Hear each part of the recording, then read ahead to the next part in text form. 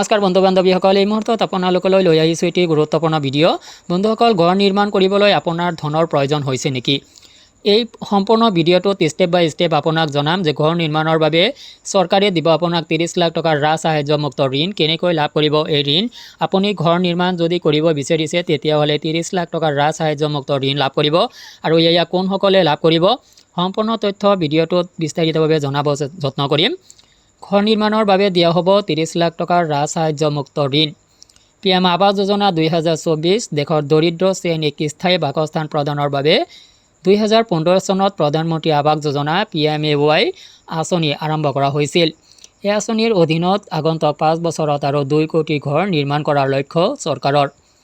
2021 চনত বন্ধ কৰি দিয়া PMAY আঁচনিৰ অধীনত ক্ৰেডিট লিংক ছাবচিডি আঁচনিও আছিল, কিন্তু এইবাৰ আৰু আৰম্ভ হ'ব পাৰে।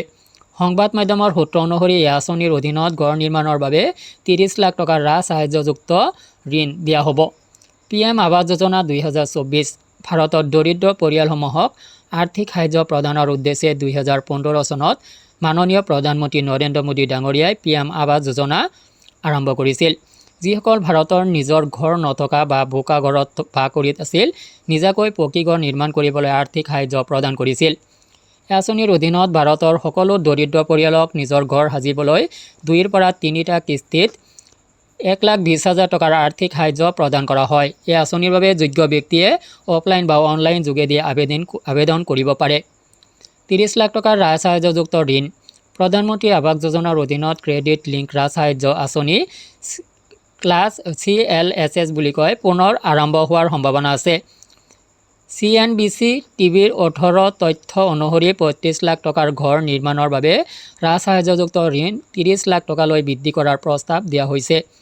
অৰ্থাৎ যদি কোনো ব্যক্তিয়ে মেট্ৰ' বা নন মেট্ৰ' চহৰ দুয়োখন চহৰতে 35 লাখ টকাৰ ঘৰ সাজিব বিচাৰে তেন্তে তেওঁ 30 লাখ টকা পৰ্যন্ত ৰাজ সাহায্যযুক্ত হোম লোন লাভ কৰিব পাৰে। ক্ৰেডিট লিংক ৰাজ সাহায্য আঁচনি পুনৰ প্ৰৱৰ্তন কৰা হ'ব। 2021 চনত বন্ধ কৰি দিয়া হৈছিল ক্ৰেডিট লিংক ৰাজ সাহায্য আঁচনি। এই আঁচনিৰ উদ্দেশ্য আছিল গৃহ নিৰ্মাণৰ বাবে ৰাজ সাহায্যযুক্ত গৃহ ঋণ প্ৰদান কৰা।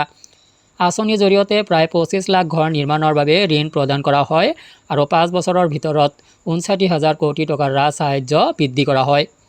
ইয়াৰ পিছত 2024-2025 চনৰ 1 ফেব্ৰুৱাৰীৰ অন্তৰ্বৰ্তীকালীন কেন্দ্ৰীয় বাজেটত ফ্লেগশ্বিপ হাউচিং আঁচনিৰ বাবে 80,671 কোটি টকা আবণ্টন দিয়া হৈছে। গৃহ নিৰ্মাণ আৰু নগৰ পৰিক্ৰমা মন্ত্ৰী হৰদীপ সিং পুৰীয়ে জানুৱাৰী মাহত কৈছিল যে চহৰখনত সুলভ মূল্যৰ জীৱন যাপনৰ বাবে 70 ৰাজ সাহায্যৰ ওপৰত কেবিনেটলৈ প্ৰস্তাৱ প্ৰেৰণ কৰা হ'ব। আৰু এনেকুৱাভাৱে যদি এই প্ৰক্ৰিয়াটো পুনৰ আৰম্ভ হয় তেতিয়াহ'লে আপোনালোকে ঘৰ নিৰ্মাণৰ বাবে 35 লাখ টকালৈ ঋণ লাভ কৰিব পাৰিব। 35 লাখ টকাৰ ঋণ লাভ কৰিব। ইয়াতে আপোনাৰ 5 লাখ টকা আপুনি দিব লাগিব আৰু 30 লাখ টকাৰ ৰাজ সাহায্যযুক্ত ঋণ আপুনি লাভ কৰিব পাৰিব।